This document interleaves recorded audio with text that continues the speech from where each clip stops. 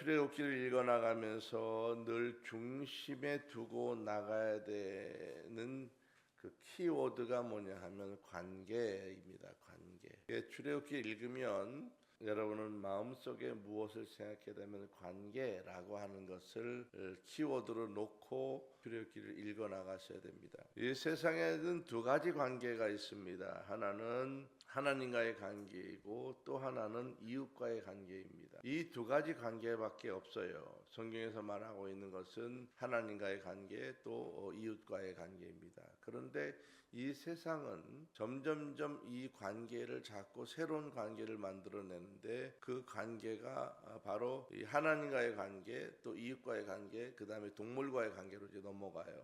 이것이 이 시대적으로 타락해가는 과정 중에 하나입니다. 그래서 이 동물과의 관계 갖고도 안 되는 사람들은 이제 쾌락과의 관계로 넘어갑니다. 그래서 마약을 한다든지 또 도박을 한다든지 이런 관계로 이제 넘어가는 것입니다. 그래서 하나님과의 관계, 사람과의 관계가 되어지지 않는 사람들은 이것으로 만족하고 여기에 관심을 두지 않는 사람들은 자꾸 다른 관계를 추구하게 됩니다. 이것은 타락했다고 하는 그 사람들의 삶의 모습입니다. 우리가 출애굽기를 볼 때에 그래서 언제나 하나님이 어떤 관계를 원하시는가를 보면서 읽으면 그 안에서 하나님의 마음이 보이기 시작합니다. 하나님은 어떤 관계를 요구하시는가. 그래서 1장부터 11장까지 읽었을 때에 1장부터 11장까지는 하나님께서 무엇을 요구하시느냐? 만나기를 요구하시는 거예요. 만나기를 요구하시면서 새로운 관계를 맺기를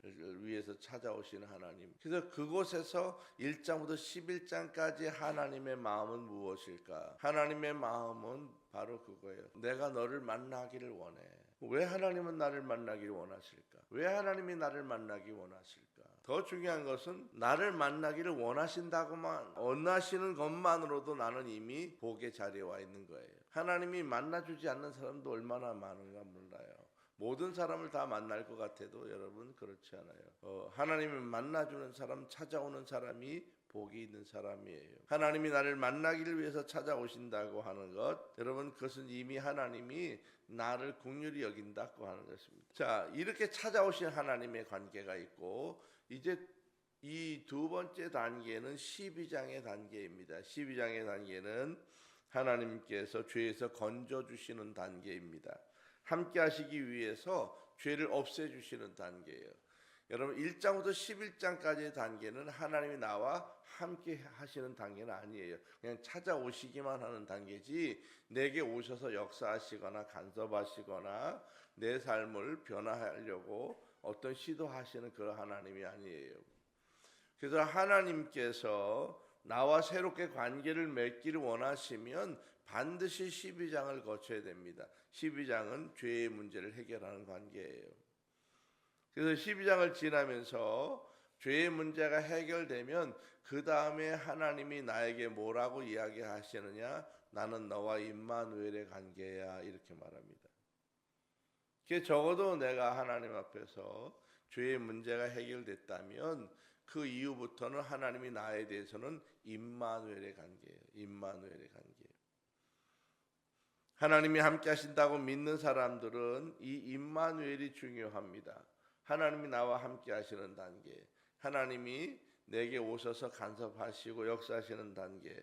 자, 그런데 이 임마누엘 단계라고 하는 것은 그 사람의 고백이 반드시 동반될 때 임마누엘이 이루어져요.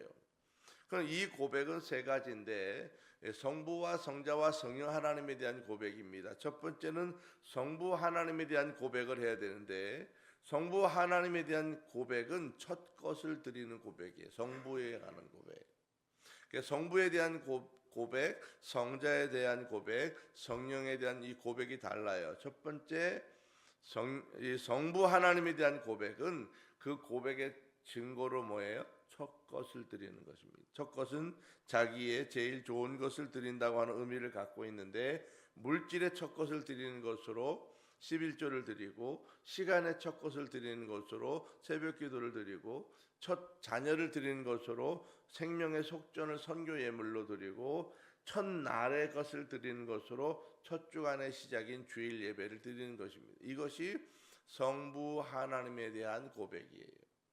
내가 성부 하나님을 임마누엘이다, 성부 하나님이 나와 함께 하십니다라고 고백할 때 사람들이요, 자기 삶의 문제를 해결해 주는 하나님으로, 해결사 하나님으로 자꾸 고백해요.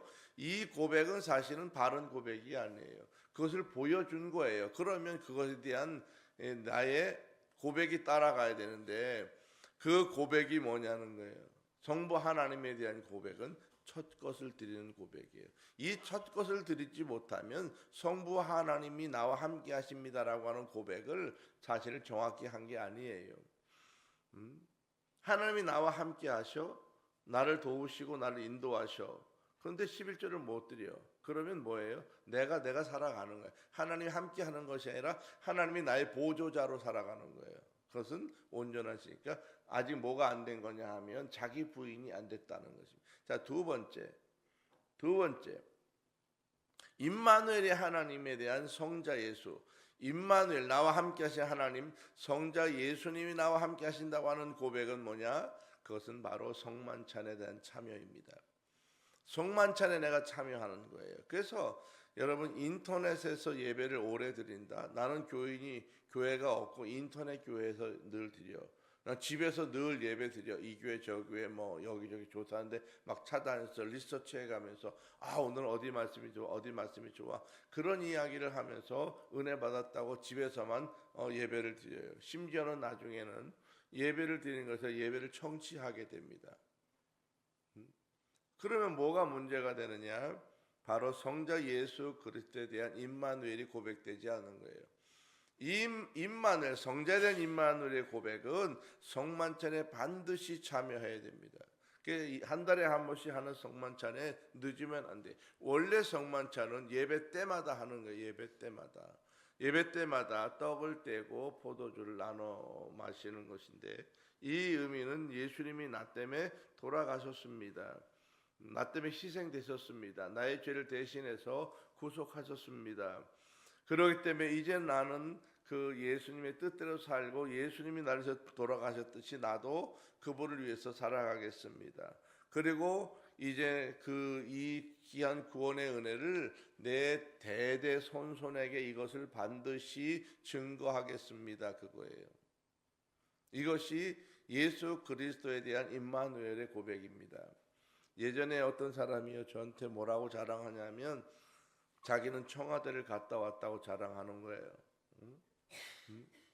청와대 갔다 왔대. 요즘 뭐 청와대 가서 관람하잖아요. 근데 옛날에는 청와대를 들어갈 수 없었다고요. 들어가는 것 자체가 굉장히 어려웠는데 청와대를 갔다 왔다는 거예요.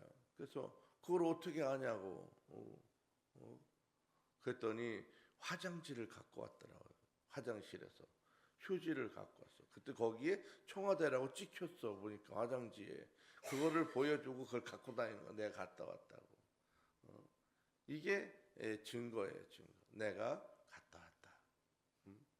우리가 임마누엘, 예수님이 나와 함께 하신다고 하는 증거가 뭐냐 하면 성만찬에 참여해. 그를 보여주는 겁니다. 사람들에게. 그리고 예수님이 나 때문에 죽었습니다. 이것을 마음에 새기고 나도 그대로 살아가겠습니다. 이것을 고백해. 그래서 그것이 바로 무교절을 지킨다는 것입니다. 이 무교절은 자기 혼자 발교되지 않은 떡을 먹는 것, 그것만이 중요한 것이 아니라 그것을 자녀에게 전해주는 거예요. 그걸 먹이면서 아이들이 왜 이렇게 딱딱한 걸 먹냐, 그랬을 때 바로 우리를 바로 이 애굽에서 구원해내셨다라고 하는 걸 증거하는 것입니다. 내가 예수를 믿는다고 하는 것, 예수님에 대한 임마누엘의 고백은 내가 믿는 예수가 나의 문제, 죄악의 문제를 해결해 주셨다, 구원해 주셨다. 그러니 너도 그 예수 그리스도를 믿고 가라라고 하는 것을 이렇게 복음을 전해주는 것, 이것을 대대손손 전해서 믿음의 가문을 만들어 가는 것, 이것이 바로 성자 예수 그리스도에 대한 임마누엘의 고백입니다. 세 번째 고백이 뭐냐면 성령님에 대한 고백인데, 성령님이 나와 함께 하신다고 하는 이 임마누엘의 고백은 무엇을 하는 거냐? 바로 성령님과 함께 의논하는 거예요. 사람들이 자꾸 그러잖아요. 이 기도를 주문화하는 분들이 많아요. 주문하는 경우가 많아요.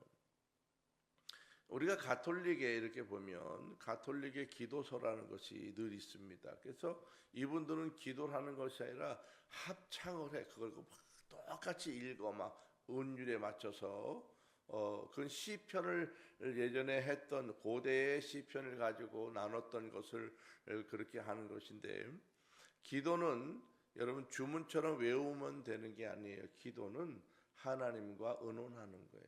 이야기하는 거예요. 그래서 이 하나님 나와 함께 하신다고 하는 고백이 된 사람은, 성령님이 나와 임마누엘이 됩니다라고 하는 것을 고백하는 사람은 반드시 하나님의 성령님과 의논해야 되는 거예요. 그래서 내 주장을 다 하는 것이 아니라, 하나님 나는 이렇게 생각하고 이렇게 원하고 이렇게 되기 원합니다. 이렇게 기도했어요. 여기서까지 끝나고 그냥 가버렸어요. 이건 기도가 아니에요. 이건 주문이에요. 주문. 내가 그렇게 기도했어요. 하나님께 말하는 거예요. 어찌하면 좋겠습니까? 내 마음이 이렇고 내가 이렇게 하기 원하고 내 소원은 이런데 주님 어떻게 하실 거예요? 그랬더니 주님이 내게 이야기한단 말이에요. 근데 주님이 내게 다른 이야기를 해. 그랬을 때 하나님 난 그거 싫어요. 난 그렇게 하고 싶지 않아요. 내 마음은 이래요. 하나님 난 이렇게 하기 원해요. 난 또 하나님께 막 때를 쓰는 거예요. 그럼 또 하나님이 또 그래요. 아니 그렇게 아니고 나 이렇게 하나님 그러면 난 이렇게 좀 해주세요. 나 이렇게 하기 원해요. 이렇게 절충하는 거예요. 조율을 하는 거예요. 기도라는 것이. 그래서 기도는 일방적으로 밀어붙여서도 안 되고요. 하나님을 데려다가 막 시켜도 안 되는 거예요. 이렇게 하세요. 저렇게 하세요. 이렇게 하는 게 아니에요. 여러분 잘 보시면요, 그런 분들이 있습니다. 하나님의 성령의 사역자라고 하는 사람들이 하나님 역사하십시오 막 이렇게 외치는 사람, 그거는 굉장히 잘못하고 있는 거예요. 우리가 대통령 당장 와서 이리 오세요. 이거 하셔야지 왜 이러고 있는 거예요. 시청에서 시장님 뭐 하시는 거예요? 지금 이리 오지 않고 당장 이리 오세요. 이렇게 말하는 거하고 똑같은 거예요. 우리가 하나님 앞에 하나님 시킬 때 하나님 당장 오셔서 이거 하세요 막. 여러분 이것은 기도가 아니에요. 이거는 하나님에 대한 폭행이에요. 우리가 하나님께 대하여 성령님의 임마누엘을 여러분 믿는다고 하면, 내가 하나님 앞에 기도하면서 그분의 뜻을 구하고 그분이 말씀하는 것에 대해서 내가 조율해 가는 거, 이게 기도예요. 저 기도는 일방적인 게 아니에요. 내가 기도하고 말을 듣고 기도하고 말을 듣고 자꾸 조율해 가는 거예요. 조율. 내 마음은 이래요. 이렇게. 그래서 조율해 가는 거예요. 계속해서 조율해 가는 거예요. 그리고 내 마음을 계속해서 아뢰고. 여러분 내가 한번 기도할 때 하나님이 다 들어주면 얼마나 좋아요. 이런 조율을 할 정도 된다고 하는 것은 이미 12장을 넘어서 첫 번째 성부 하나님에 대한 임마누엘, 첫 것을 드리는 그런 기본. 두 번째 성자 예수 그리스도에 대한 임마누엘, 만찬에 참여하고 가문을 기독교 가문으로 만들어가는 것, 이 정도가 된 사람이 세 번째 성령의 임마누엘이 되는 거예요. 성령의 임마누엘이라고 하는 것이, 앞에 성부와 성자에 관한 임마누엘이 되지 않는 사람은 성령의 임마누엘의 단계에 들어가지 못해요. 성령의 임마누엘이라고 하는 것은 그것이 이루어진 사람에게 하나님의 성령의 임마누엘이 되는 거예요. 성령 임마누엘, 내 기도를 들으시고 나와 함께 하십니다라고 하는 걸 고백하는 건데, 그분과 조율하는 것입니다. 인격적으로 하나님의 성령님과 만나서 이야기를 나누고 그 임마누엘 하나님께서 내게 말씀하시는 것을 따라서 조율하고 내가 움직일 수 있는 것, 그것이 다릅니다.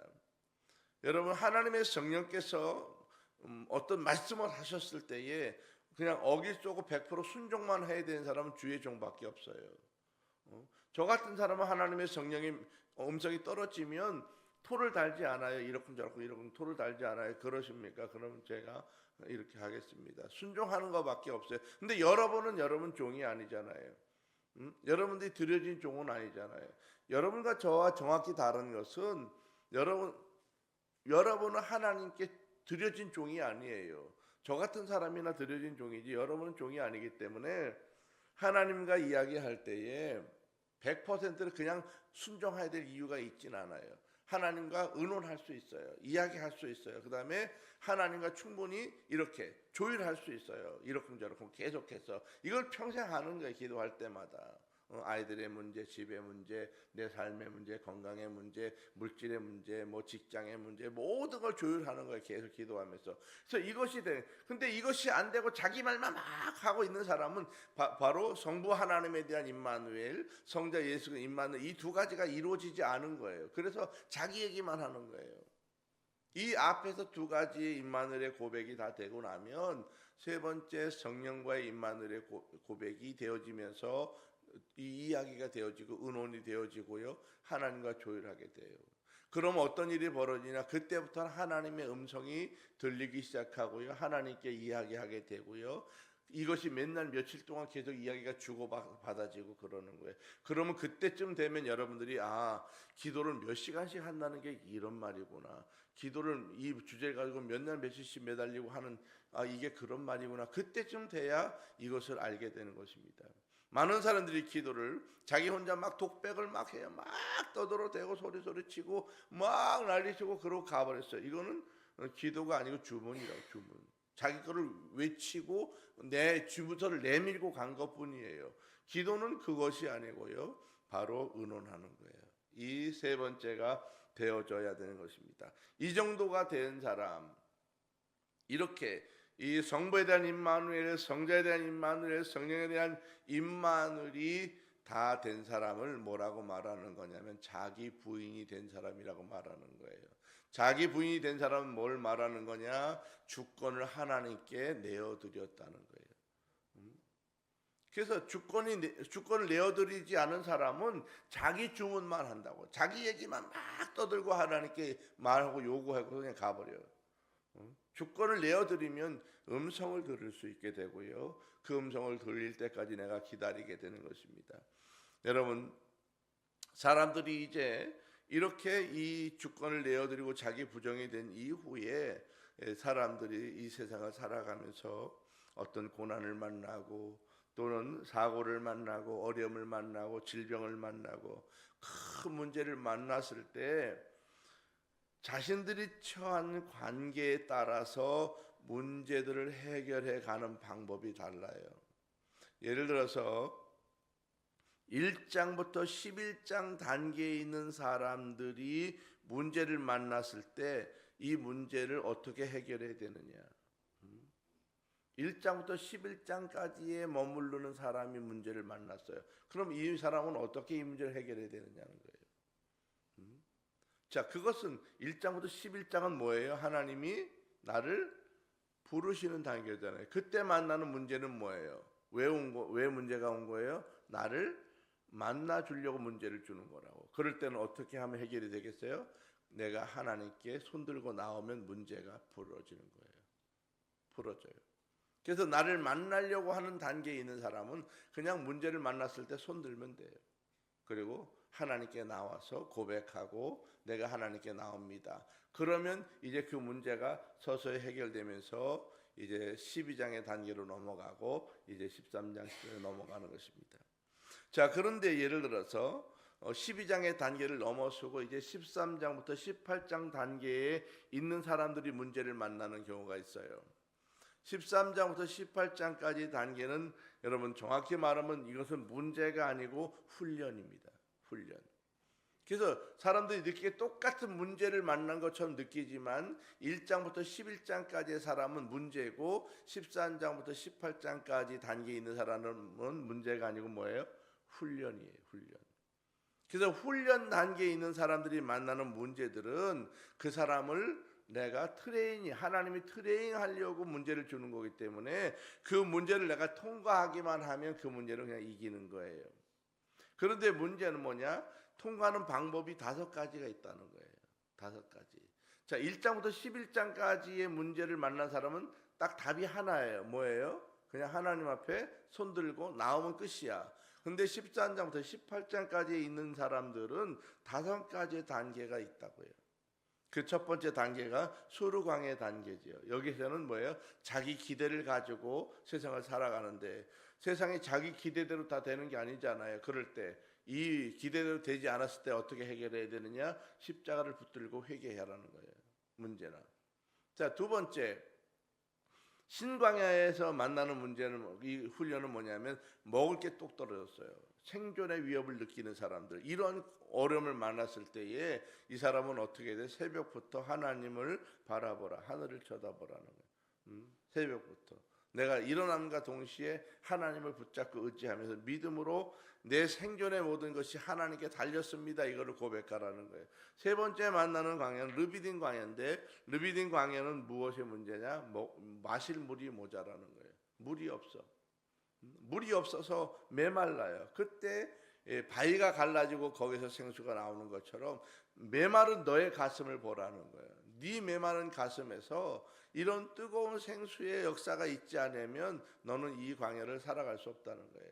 그래서 내 가슴이 갈라져서 내 가슴 속에서 바로 그 성령의 역사를 경험하라는 거예요. 자, 네 번째 만나는 광야가 뭐냐 하면 아말렉 광야죠. 이건 사람 때문에 겪는 광야입니다. 사람을 때문에 만나는 어려움은요, 그 사람 뒤에서 움직이는 사탄의 역사를 반드시 볼 줄 알아야 돼요. 그래서 사람이 나를 괴롭게 한다 그러면요, 절대 그 사람을 보면 안 돼요. 그 사람의 문제가 아니라 그 사람 뒤에 있는 사단의 문제라는 거예요. 근데 이 사단의 문제는 내가 혼자 못 이긴다는 거예요. 그래서 반드시 기도 동역자가 필요하다. 내가 함께 이 문제를 놓고 기도해 줄 사람이 필요해요. 여러분도 아마 주변에 있을 수 있어요. 사람 때문에 괴롭히는 사람이 있을 수 있어요. 그랬을 때요, 여러분 그 사람을 이기려고, 그 사람을 상대로 이기려고 하면 안 돼요. 그 사람 뒤의 역사는 어둠의 영을 내가 이기려고, 영적으로 이기려고 준비하고 그 문제를 놓고 기도해야 돼. 그럴 때 이 문제를 넘어가지, 그 사람과 대치하면요 점점 악화되는 것입니다. 자, 이제 마지막 다섯 번째 광야가 신의 광야인데, 이 신의 광야는 바로 이 리더십에 관한 광야입니다. 우리 주의 성도들은 여러분 누구든지 다 리더십이 필요해요. 왜냐하면 여러분을 통해서 세상을 바꿔가기 원하시기 때문에 그래요. 그래서 여러분들이 어느 곳에 가든지 내가 리더다라고 하는 생각을 가지고 살아가셔야 됩니다. 어느 곳에 가든지 내가 사업을 하면 사업의 리더요, 직장에 가면 직장의 리더요, 모임에 가면 모임의 리더요. 내가 어느 곳에 가든지 내가 리더라고 하는 거예요. 이런 생각을 가져야 돼요. 이것이 하나님께서 그 사람을 통해서 그 시대와 그 사람들과 그 모임을 이끌어가기 원하시는 거예요. 그러니까 여러분들이 그렇구나, 하나님은 언제나 나를 리더로 쓰기 원하시고 세상을 나를 통해서 바꿔가기를 원하시는구나. 이것이 여러분 세상의 주역이 되게 만드시는 하나님의 방법입니다. 자, 하나님께서 이 임만을 이루시기 위해서 이런 기본 준비를 시키시는 거예요. 여러분들이 이제 죄의 문제가 해결되고 나서 이 다섯 가지 광야를 훈련을 통해서 지나고 나면요, 이 기본 준비가 끝나는 거예요. 이것이 다 끝난 게 아니고요, 기본 준비가 이제 끝난 것입니다. 그럼 왜 이런 훈련들을 나에게 자꾸 하시느냐? 이것은 하나님이 나와 함께 하실 일이 있기 때문에 그런 것입니다. 하나님이 나와 함께 하실 일, 이것을 깨달으면 여러분들은 점점 하나님이 여러분을 귀하게 쓰시게 될 것입니다. 하나님께서 나와 함께 하시기 위해서 하나님께서 그 이후에 훈련이 끝나면 이제 가르쳐 주는 게 뭐냐면 그 다음 단계는 가치 기준을 알려주는 거예요. 가치 기준. 그래서 십계명을 따라서 산다, 말씀을 통해서 산다, 믿음으로 산다라고 하는 것을 고백하는 사람들은 적어도 이 13장부터 18장까지 이루어지는 5대 광야를 넘어온 사람에게 주시는 게 말씀이에요. 하나님의 말씀을 내가 받아서 믿음으로 사는 사람들은 여러분 굉장한 수준을 가진 사람이에요. 하나님의 말씀을 받았을 때 이렇게 저렇게 평가가 많고, 하나님의 말씀을 받았을 때에 맞다 안 맞다 계속 논의하는 사람은 아직 뭐가 안 끝난 거예요? 광야 훈련이 안 끝났다는 것입니다. 11조를 받았는데 이것은 맞아 안 맞아 이걸 따진다고 하면 이 사람은 아직 광야를 통과하지 못한 사람이에요. 그래서 사람들을 보면 이 사람이 어느 정도 수준에 있고 어느 정도 단계에 있는지 여러분 알 수 있게 됩니다. 십계명이라고 하는 것은 바로 이런 훈련이 맞춰진 사람에게 주어지는 것이고, 이 십계명은 무엇을 말하느냐? 하나님의 자기 계시하는 거예요. 하나님께서 나는 이러한 철학이 있어, 이러한 사상이 있어, 이런 가치 기준이 있어, 나는 이런 삶의 원칙이 있어. 여러분, 이것을 말씀하시는 것이 바로 십계명입니다. 그래서 이러한 기준을 말씀하는 것이 바로 19장부터 24장까지 나오는 거예요. 하나님의 가치 기준입니다. 하나님의 가치 기준을 내가 받아들일 정도 됐다고 하는 사람들은 이미 5대 광야를 지난 사람을 말하는 것입니다. 그리고 하나님께 적어도 기도하면서 조율을 할 정도 되는 사람이 이런 말씀을 받는 거예요. 그래서 이런 하나님의 말씀을 받지 못한 사람은 들었을 때 오늘도 좋은 말씀을 들었다고 여기에 머물러요. 그런데 이 5대 광야를 지난 사람이 하나님 말씀을 받으면 내가 그 말씀대로 내가 살겠다고 삶의 원칙으로 내 삶을 정해버리는 거예요. 이것이 그 단계에 들어간 사람을 말씀하는 것입니다. 오늘 본문이 21장에 나오는데요. 21장부터 23장까지는 여기에도 하나님의 이제 가치 기준이 나와요. 20장에 십계명이 나오잖아요. 그럼 21장부터 23장까지 또 여러 가지 계명들이 나오는데 21장까지 23장까지 나오는 이 하나님의 가치 기준은 바로 하나님과의 관계가 정립된 이후에 사람과의 관계를 말하는 거예요. 여러분, 세상을 살아갈 때 우리 그리스도인들이 하나님과의 관계를 중요시하고 사람과의 관계를 중요시 여기는 사람은 윤리적 관계에 마음을 둔 사람입니다.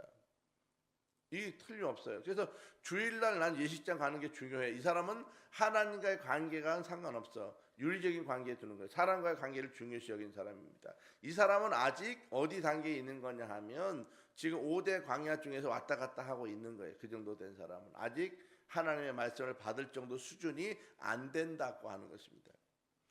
성경은 딱 두 가지밖에 없어요. 하나님과의 관계와 사람과의 관계입니다. 하나님과의 관계가 정립되지 않은 사람은 사람과의 관계도 배울 필요가 없어요. 배워지지 않는 거예요. 그냥 그 사람은 윤리적인 관계로 살아가는 거예요. 그래서 주일날 나 바빠서 뭐다, 뭐 일이 많아서 뭐다, 뭐 누구 만나야 돼서 뭐다, 꼭 가야 될 자리야, 이 얘기 계속하는 사람은 아직 뭐예요? 광야가 아직 안 끝난 사람이에요. 하나님과의 관계가 중요한 사람들은요, 사람과의 관계를 보지 않아요. 하나님과의 관계가 완전히 정립된 사람은 그 이후에 사람과의 관계를 따지는 것입니다. 그래서 21장부터 23장까지는 사람과의 관계를 말하는 거예요. 여러분, 사람과의 관계라고 하는 것은 하나님과의 관계가 정립된 이후에 따지는 것이지, 그러니까 이걸 안 따지고 사람과의 관계를 따지는 사람은 하나님 안에서 관계가 아니라 윤리적인 관계에서 사람을 따지는 거예요. 그러니까 그 사람은 그리스도인이 정확히 보면 절반만 그리스도인이죠. 자, 그래서 오늘 본문에는 무엇을 말하고 있느냐 하면 21장부터 21장의 1절부터 11절까지는 무엇을 말하는 거냐면 종과 노예에 관한 제도를 말해요. 종과 노예에 관한 제도. 그다음에 12절부터 27절까지는 타인에게 상해를 입혔을 때 어떻게 할 거냐. 또 28절부터 마지막 절까지는 동물들이 상해를 입혔을 때 어떻게 할 거냐. 이게 바로 다 뭐예요? 시민법에 관한 것입니다. 사람과의 대인의 관계입니다. 여러분, 이러한 법령들이 왜 주어지느냐? 바로 인간 생명의 존중과 평등 사상에 대한 하나님의 사랑을 말하는 거예요. 하나님께서는 생명을 굉장히 존중하는 것입니다. 또 하나님께서 이 평등 사상이 나오는 거예요. 성경 안에.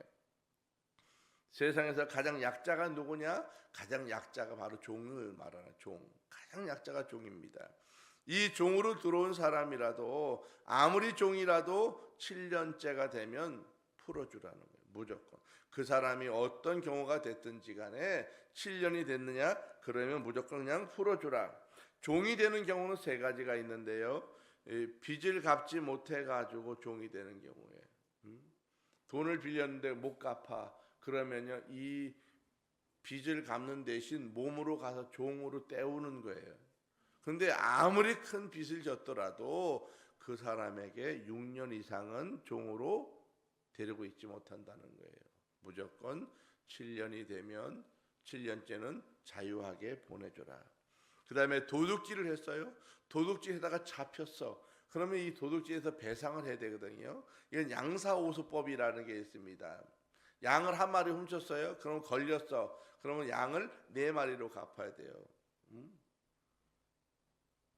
소를 훔쳐왔어요. 근데 걸렸어. 그러면 소 5마리로 갚아야 돼. 갚을 수 있겠어요? 못 갚는다고요. 소가 한 마리 훔쳤는데 5마리 갚아 못 갚는다. 그랬을 때 이 사람이 종이 되는 거예요. 그런 경우에. 자, 이랬을 때에 종이 됩니다. 배상하지 못해서.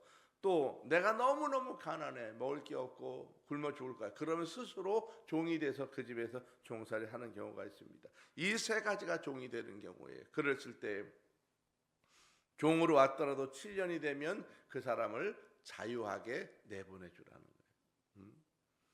그리고 종으로 살아서 7년째 내보낼 때 중요한데, 여러분 우리는 뭐라 그래요? 사람을 이렇게 채용해서 쓰다가 이렇게 나갈 때 되면 딱 정산해서 딱 자르고 나가라 하잖아요. 성경은 그렇게 하지 말라는 거예요. 뭐라면 빈손으로 내보내면 안 된다. 그리고 나갈 때 반드시 후히 줘서 나가라. 근데 그 후히 준다고 하는 기준이 뭐냐면 내가 너에게 부하게 채워준 것으로 너도 그렇게 후히 주라.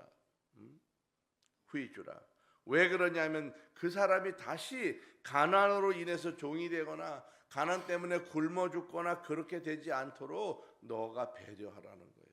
하나님께서는 그렇게 종이라도 함부로 대하지 못하게 되어 있고요. 만약에 여종이 있어요. 여자 종이 있는데 이 여자 종이 우리 집에 들어와서 종이 됐다면 그 여자 종을 어떻게 대해야 되냐? 딸같이 대해주라. 이 종을 대할 때 그렇게 대해주라. 만약에 여종이 집에 들어왔는데 여종이 너무 마음에 들어요. 그래서 이 주인이 결혼을 했어. 만약에 결혼을 했어. 그럴 수 있잖아요.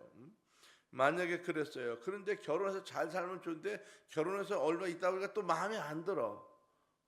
그럴 수 있잖아요. 그게. 그랬을 때는 어떻게 할 거냐? 그러면 내쫓을 거냐? 그러면 안 된다는 거예요. 만약에 그랬다 할지라도 함부로 대하지 말고 의복을 제공하고 먹을 것을 제공하고 늘 잠자리를 같이 해주고 그렇게 해야 된다는 거예요. 끝까지. 이게 성경적인 의무라는 거예요. 그를 그냥 박대하거나 내쫓으면 안 돼. 너가 그것에 대해서 책임을 지라. 네, 만약에 내가 그 여종을 아들에게 줬어요. 아들에게 줬을 때 어떻게 할 거냐는 거예요. 아들에게 줬을 때는 더 막중한 책임이 따라옵니다. 자, 이러한 것들이 이 성경에 나와요. 자, 이것이 바로 시민법인데 이러한 법을 따라서 살아갈 수 있는 바로 이 성도들은 어떤 사람이냐? 임마누엘이 된 사람이 그렇게 살아간다는 거예요. 임마누엘 사람. 그래서 우리 성도들은 여러분 일반적인 윤리적인 차원에서 세상을 살아가는 게 아니에요. 하나님의 임마누엘 차원에서 살아가는 거예요. 어떻게? 생명을 존중하고 그 생명을 사랑하고 하나님께서 나와 함께 하심으로 부를 누리게 하신다고 하는 이 임마누엘의 은혜가 있는 사람이 그게 가능한 것입니다. 신명기 15장 13절부터 14절에 보면 이것이 구체적으로 이렇게 나옵니다. 그를 놓아 자유하게 할 때에는 빈손으로 가게 하지 말고 네 양 무리 중에서와 타작 마당에서와 포도주 틀에서 그에게 후히 줄지니 곧 네 하나님 여호와께서 내게 복을 주신 대로 그에게 줄지니라. 너가 줄 수 있는 간 최대로 후하게 그를 보내라는 것입니다. 그가 다시 가난해지거나 굶어 죽지 않도록 네가 반드시 그 사람을 책임져서 살려보내라는 것입니다. 여러분 이런 구절을 볼 때 우리 그리스도인들이 이 기업을 할 때요 참 이런 정신으로 하는 게 중요해요. 여기서 보니까 그 하나그룹 우리 회장이 그런 생각을 갖고 있더라고 보니까 그 회사의 직원이 문제가 되면요 이 회장은 그 직원들을 배려해요. 굉장히 많이 배려하고요. 그런 어려움이 있으면요 그분이 직접 챙기고 그런 걸 아주 잘하더라고 보니까. 이분이 성공회 교인인데 이 김승현 회장이요 아주 어릴 때부터 믿음의 가문인데요 참 개인적인 성품은 좀 그런데 이런 그 사상을 가지고 참 잘해요 보니까. 그래서 하나님께서 이 기업에 복을 주시지 않겠나, 저는 그런 생각이 듭니다. 자, 여러분, 여러분이 혹시라도 기업을 하시거나 여러분이 사람들을 채용해서 쓸 수 있다면, 만약에 이분이 그만둔다고 할 때 그냥 확 자르시지 마시고요, 최대한 후하게 줄 수 있을 만큼. 성경의 그 근거가 뭐냐면 내가 너에게 복을 준 대로 그를 후히 대하라 라고 말하는 것입니다. 이것이 영적인 질서를 말씀하는 것이고요, 이 하나님의 영적인 질서 안에는 무엇이 있느냐? 안식일이 있고 안식년이 있는 것입니다. 내게 안식일이 있고 안식년이 있을 때 우리는 하나님의 자유와 하나님의 이 평안이 있는 것입니다. 주님 집에서 종으로 헌신하겠다고 그렇게 고백한 사람이 있습니다. 내가 종으로 살아보니 주인이 너무너무 좋아요. 그러면 이 종은 7년이 됐을 때 주인이 이제 놓아줄게 나가라고 했을 때 이 종이 그 주인에게 말합니다. 아닙니다 주인님, 나는 이 주인님과 평생 섬기고 살겠습니다. 그렇게 고백을 했다면 이 주인은 그 종을 데리고 어디로 가야 되냐면 그 집 문으로 가야, 대문으로 가서 그 문설주 기둥에다가 귀를 대고 구멍을 뚫어요. 대고 구멍을 뚫고 여기다 귀걸이를 달아줍니다. 그 집안에 이제 귀걸이를 달아주는데, 왜 그 귀걸이를 달아주느냐 하면 그 귀걸이는 바로 그런 의미가 있습니다. 이제부터는 나는 이 주인의 음성만을 듣겠습니다. 그런 의미를 갖고 있는 거예요. 다른 사람의 이야기는 이제 듣지 않겠습니다. 오직 이 주인께서 내게 말하는 소리만을 듣고 따라가겠습니다 라고 하는 의미로 귀를 뚫고 거기에 귀걸이를 달아주는 것입니다. 여러분, 우리가 주님의 집에서 봉사하는 진정한 일꾼으로 섰을 때에 이 봉사, 주님의 교회에서 헌신하고 충성하는 사람들은요, 초신자는 못하는 거예요. 왜 못하냐 하면 초신자가 되면은 사람의 이야기가 자기 마음을 많이 좌우해요. 그래서 적어도 하나님의 교회에서 일을 할 때는 이렇게 드려진 종처럼 내가 주님의 이야기만 듣겠습니다 라고 마음이 결정된 사람이 헌신과 봉사를 해야지, 이 마음이 안 된 사람은 자꾸 일을 할 때에 무슨 생각이 드냐면 누가 무슨 말을 하냐, 이것 때문에 시험에 빠져요.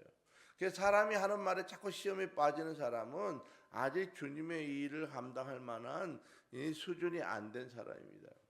그래서 적어도 하나님 앞에 교회가 좋고 너무 하나님의 은혜가 좋아서 그 하나님의 사랑하는 것 때문에 내가 하나님의 일꾼으로 종으로서 하나님의 교회를 섬기겠습니다. 자, 이런 마음을 가졌으면요, 내가 귀를 뚫었다 생각해야 돼요.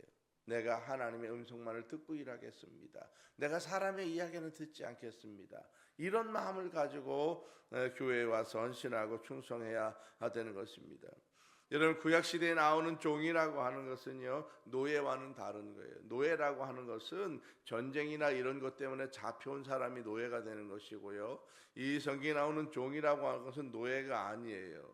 이 종은 자기가 원해서 이 종이 되는 것이지 노예하고 다릅니다. 너무 어렵고 생계가 어려워서 또 살아남기 위해서 부잣집에 종으로 들어간 경우에 종이라고 말하는 것이지, 성경에서 나오는 이 종을 노예라고 생각하시면 안 돼요. 노예는 노예라고 나와요. 이것은 종은 그런 종이 아닙니다. 빚 때문에, 생활고 때문에 당하는 이 종이기 때문에 이런 사람을 함부로 대할 수 없는 것입니다. 여러분, 이런 경우에 이런 빚을 대신 갚아줘야 되는 사람이 있는데, 그런 사람을 성경에서는 기업 물을 자라고 분명히 말합니다. 이 기업 물을 자가 친척이에요. 친척, 주로 사촌이나 육촌이나 팔촌이나 이런 친척이 그 사람의 빚을 대신 갚아주는 제도를 고엘 제도라고 그래요. 고엘 제도. 이렇게 해서 대신 이것을 갚아주는 것을 구속이라고 말합니다. 이것이 성경적인 용어인데 여기서 나오는 거예요. 이것이 대속의 원리입니다. 이 사람이 갚아야 되지만은 그 가문 중에서 대신 이것을 갚아줘서 그 사람의 이 빚의 문제를 해결해 주는 것, 이걸 대속의 원리라고 말합니다. 예수님께서 우리의 모든 죄값을 대신 치러주시고 해방시켜 주시는 이 구속의 은혜를 예표하는 거예요. 이것이 종에 대한 것입니다. 자, 12절부터 17절까지 뭐가 나오냐면 타인을 상해했을 경우에 이제 나와요. 근데 이게 재미있는 게 뭐냐면 성경에는 반드시 여러분 사형시켜야 되는 사람들이 나와요. 목록이. 어떤 사람을 사형시켜야 되느냐? 고살자가 납니다. 고살자. 이 고살자는 고의로 살인한 사람. 그래서 여러분 이번에도 이렇게 보면 이 사람들이 이 사람을 살해할 때 의도가 있었느냐 없었느냐를 중요시 여기잖아요. 예를 들어서 칼로 이 사람을 찔러서 죽였는데 이 칼을 옆에 있는 칼을 어떻게 탁 잡았고 이렇게 죽였으면 고의가 아닐 수도 있어요. 좀 감형이 돼요. 이런 사람은 그래도 많이 봐줘요. 근데 이 사람이 저 마트에서 칼을 미리 사갖고 와서 품고 왔어. 그래서 이 사람은 살인 의도를 갖고 온 거예요. 고살자예요. 이런 사람은 중벌로 다스리게 됩니다. 이 고살자는 반드시 죽여버리라 나와요. 두 번째 나오는 게 뭐냐면 부모를 때리거나 부모에게 욕하는 사람은 반드시 죽여버리라 나옵니다. 죽여버려. 세 번째 나오는 게 뭐냐면 유괴하는 사람. 성경에는 후린자라고 나 확 후려왔다. 유괴범. 요즘 캄보디아에 그 사람들 뭐 나오지 않아요? 그런 사람들이 유괴범 같은 사람들이에요. 거기 보면 사람들에게 다 금전적으로 막 꼬드기 갖고 속여가지고 돈을 막 훔쳐가고 막 그러잖아요. 그런 사람들도 성경적으로 보면 다 사형시켜야 되는 사람들에 해당하는 것입니다. 사회적인 근본 질서를 무너뜨리는 사람, 이것을 하나님이 엄청 싫어하시는 것입니다. 그 대표적인 죄가 뭐냐면 부모를 공경하지 않는 것입니다. 부모를 방치하는 것, 여러분 죽일 죄예요. 죽일 죄. 부모에게 전화하지 않고 돈도 드리지 않고 부모를 돌아보지 않고 며칠 전에 보니까 어느 시골에서부터 그것도 부모님이 그냥 고독사가 되셨더라고요. 고독사가. 며칠 만에 이 동네에서 발견해가지고 며칠 만에 봤으니 어떻게 됐겠어요. 그 안에 다 망가졌겠죠. 몸이. 이 고독사가 된 거예요. 그 자식들의 문제죠. 자식들이 관심을 가져야 되는데 이것 죽일 사람이라는 거예요. 하나님께서. 여러분 얼마나 그래서 하나님이 무엇을 요구하는 거예요. 두 번째 임마누엘이 뭐냐면 성자 예수 그리스도에 대한 임마누엘이잖아요. 성자 예수 그리스도의 임마누엘은 두 가지 의무가 있어요. 첫 번째 뭐예요? 송만찬에 참여하라는 거예요. 두 번째는 뭐예요? 반드시 네 자녀에게 이 구원의 은혜를 전달하라는 거예요. 왜 그랬을까? 왜 그랬을까요? 성경은 하나님께서 무엇을 요구하냐면 그 자녀에게 복음을 전해서 그 자녀가 그 부모를 잘 섬기게 하려고 하는 의도를 갖고 있습니다. 그래서 여러분 이 자녀를 여러분 반드시 부모를 잘 섬기는 구조를 만들어 가야 돼요. 부모가. 근데 그렇게 안 하면요 이 부모가 그 자녀를 방치하거나 버린 꼴이 되는 거예요. 결국은 이 자녀를 하나님의 율법적으로 따지면 죽여버려야 돼. 이 사형시켜야 될 죄로 지게 만드는 것입니다. 그래서 자녀를 가르쳐야 돼요. 부모에게 공경하도록 가르쳐야 돼요. 애가 잘 되는 것만 신경 써 아니에요. 부모를 공경하도록 가르치는 것이 더 중요한 거예요. 이것이 더 중요한 것인데 지금은 아이가 잘 되는 쪽에만 이 모든 걸 초점 맞춘다고요. 잘 되면 부모를 공경하느냐? 그렇지 않아요. 그건 전혀 다른 문제입니다. 그래서 성경은 계속해서 부모를 때리거나 욕하는 사람, 여러분 이런 사람들을 반드시 이 생명을 다 끊어버리라는 거예요. 왜? 이것이 죄로 이어질까 봐 그러는 것입니다. 하나님은 이런 사회적 근본 질서에 대해서 너무나 중요시 여기는 것을 볼 수 있습니다. 하나님은 어떤 영이냐? 살리는 영입니다. 살리는 영. 그래서 가정을 살리고 그 사람을 살리고 그 사회를 살리는 것이 하나님의 영입니다. 요한복음 10장 10절에 보면 예수님은 어떤 분이냐 하면 생명을 얻게 하고 풍성한 삶을 살도록 돕는 분이다라고 분명히 말씀합니다. 그러면 우리 교회가 또 성도들이 살아가는 삶의 방향이 뭐냐면 생명을 어떻게 살릴 것이냐 여기에 초점이 있고요.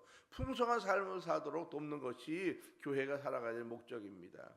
그래서 여러분께서 교회는 사람을 볼 때 죄를 크게 보면 안 돼요. 죄인 잘못한 거 이거를 너무 크게 보면 안 돼요. 죄는 성경적으로 뭘 말하는 거냐? 계속 덮어가는 거예요. 덮어가는 것. 죄를 파내는 게 아니에요. 덮어가는 거예요. 근데 우리는 자꾸 죄를 드러내는 쪽을 좋아한다고 살아요. 파내는 걸 좋아. 이건 여러분 하나님이 좋아하는 게 아닙니다. 똥이 있으면 얼른 확 떠서 치워버리든지, 여러분 저 길가에 똥이 있으면 어른들은 어떻게 하냐면 흙을 떠다가 그 똥 위에다 덮어버린다고요. 그러면 똥이 알아서 쓱 스며서 가잖아요. 이렇게 죄라고 하는 것은요, 그 사람의 죄를 자꾸 파내고 들추면 안 되는 거예요. 그래서 남의 허물을 듣는 걸 좋아하시면 안 돼요. 남의 허물을 말할 때 여러분 귀를 닫는 게 좋아요. 왜? 모르는 게 나아요. 모르는 게 나아요. 남의 허물을 자꾸 들으면 안 돼요. 남의 잘못한 얘기 들으면 안 돼. 그냥 그런가 보다 그냥 덮어버려요. 안 들은 거로 하고요. 못 들은 채 그런 얘기 하려면요, 그냥 쑥 나와버리든지 잊어버리고 딴소리 해가지고 털어버리고 와버려야지. 그게 궁금해서 또 듣고 이러면요 망가지는 거예요. 그 사람도 망가지고 나도 망가지는 거예요. 교회는 죄의 문제를 듣지 마십시오. 파내지 마십시오. 알아도 아는 체 하지 마세요. 그냥 덮어버리세요. 몰라도 돼요. 이것이 성경적인 거예요. 왜? 예수님의 보혈이라고 하는 것은 죄를 덮는 데 역할을 하는 것이지 죄를 드러내는 데 역할을 하지 않아요. 죄는 드러내지 않아도 스스로 드러나진다고 해요. 그런데 교회가 할 일, 이것은 죄를 덮는 거예요. 하나님 예수님을 통해서 피의 보혈로 나의 죄를 덮어가는 것입니다. 이게 중요한 거예요. 근데 이 그리스도인이 너무 똑똑하니까 자꾸 파내려고 하네. 파내려고요. 뭐 누가 잘못했다고. 잘못한 거 파내지 말아야 돼요. 덮어가야 돼요. 이것이 생명을 살리는 것이기 때문에 그렇습니다. 하나님의 방법은 생명을 살리고 그 생명을 풍성하게 살도록 역할을 하는 것이 교회고 성도들이지, 이것을 자꾸 드러내고 파내고 알려주고 드러내려고 하는 것입니다. 이것이 얼마나 큰 일인지 몰라요. 이것이 성경적인 것이고 하나님께서 원하시는 것입니다. 만일 사람이 죽지 않더라도 상해를 입혔다면 배상하라는 거예요. 만약 사람이 죽었으면 문제가 다른데 죽지 않았어요. 상해가 됐어요. 그러면 배상해 줘야 됩니다. 시간적인 손실, 물질적인 손실에 대해서 철저히 보상해야 돼요. 내가 주인이라도 종을 함부로 대하면 안 돼요. 주인이 어떻게 하다 화가 나서 종을 때렸는데 눈이 멀었어요. 그러면 이 주인은요, 배상을 어떻게 하냐면 종을 그냥 풀어줘 버려야 돼요. 이것이 배상법이에요. 또 임신한 여자가 있는데 잘못해가지고 어떻게 배가 맞아서 낙태가 됐어요. 그랬으면 이 낙태된 것에서 그 엄마는 크게 상하지 않았다면 그 남편과 아내에 대해서 최선을 다해서 보상해야 돼요. 이런 것들이 있습니다. 이러한 모든 게 뭐냐면 생명을 얻게 하고 풍성히 하는데 그 목적이 있는 것입니다.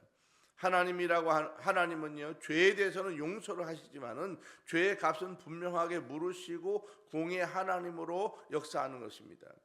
여기서 이 성경에 보면 동해보복이라고 나오는데요, 사람들은 비판해요. 무슨 보복을 하느냐고. 성경의 동해보복이라고 하는 것은요, 보복을 허용하는 법이 아니고요, 하나님은 그 보복하는 마음까지도 받아주는 거예요. 사람이 그런 마음이 있잖아요. 여러분이 정말 억울한 일을 당해봐봐요. 죽이고 싶지. 그런 일 안 당해보셨어요? 진짜 억울한 일을 당하면요, 가서 죽이고 싶은 마음이 든다고. 이게 보복의 심리인데요, 하나님의 말씀은 뭐냐면 그렇게 보복하는 마음까지라도 하나님은 받아주겠다는. 네가 정말 보복하고 싶으냐? 그러면 네가 네가 상해를 당한 그만큼까지만 보복하라는 거예요. 그 이상 하지 말라는 거예요. 그러나 더 좋은 것은 뭐냐? 더 좋은 것은 바로 용서해 주는 거라는 거예요. 그런 보복한 마음이 있더라도. 이것이 하나님의 질서를 가지고 살아가는 성들의 삶을 말하는 것입니다. 사람들이 너무너무 억울해서 보복하고 싶은 마음이 있다면 그것까지라도 하나님이 무시하고 아니다라고 말하는 게 아니에요. 덮어주라는 거예요. 그것도 받아주겠다는 거예요. 그러나 그거보다 더 좋은 것은 네가 용서해 주는 것이라는, 이것을 보여주는 게 뭐냐면 바로 십자가 사건입니다. 십자가 사건은 나의 죄 때문에 하나님이 나를 보복해야 되지만은 그것을 보복하지 아니하시고 예수 그리스도를 대신해서 죄를 갚아버리시고 나의 죄를 덮어서 용서해 주시는 것, 이것이 바로 하나님의 법입니다.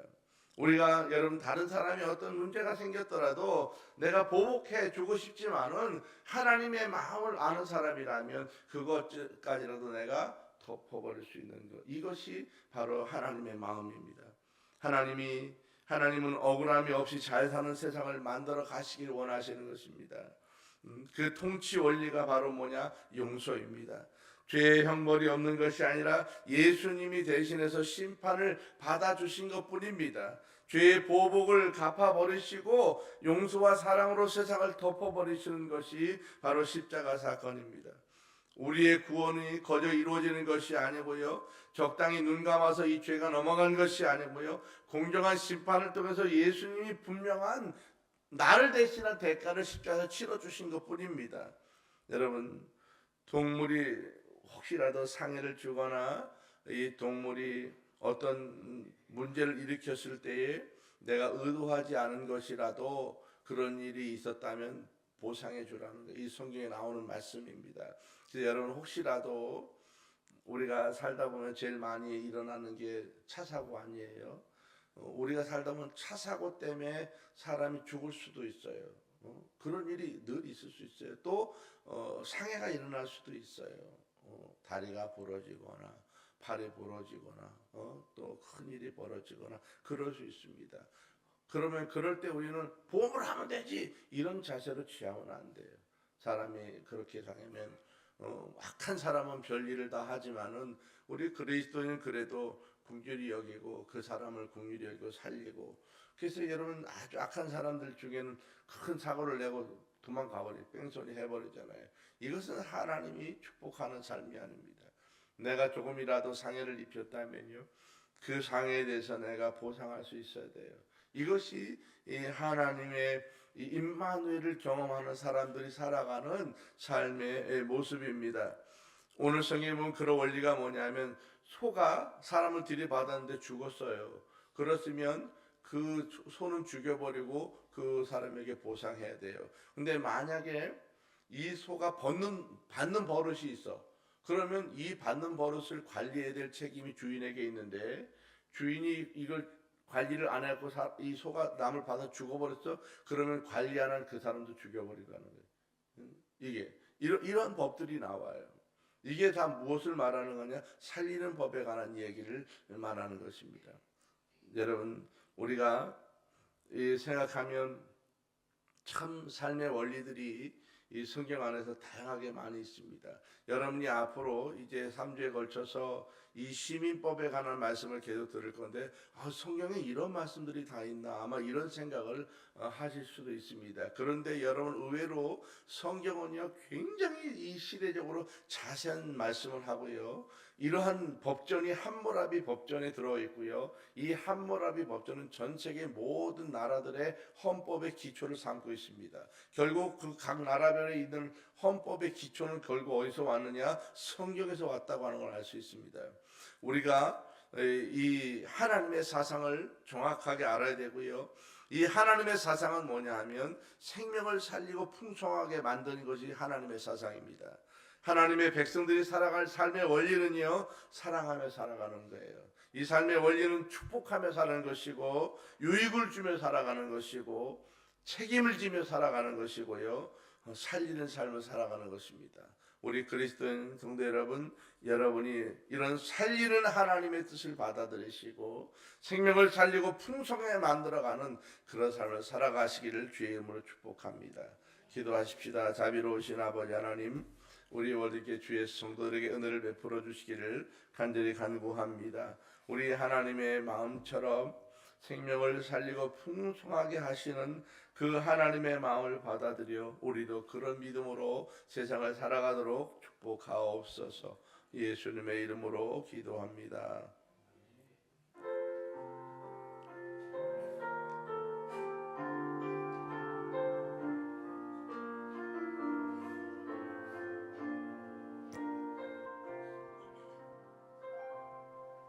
나의 갈 길 다 끝날 때까지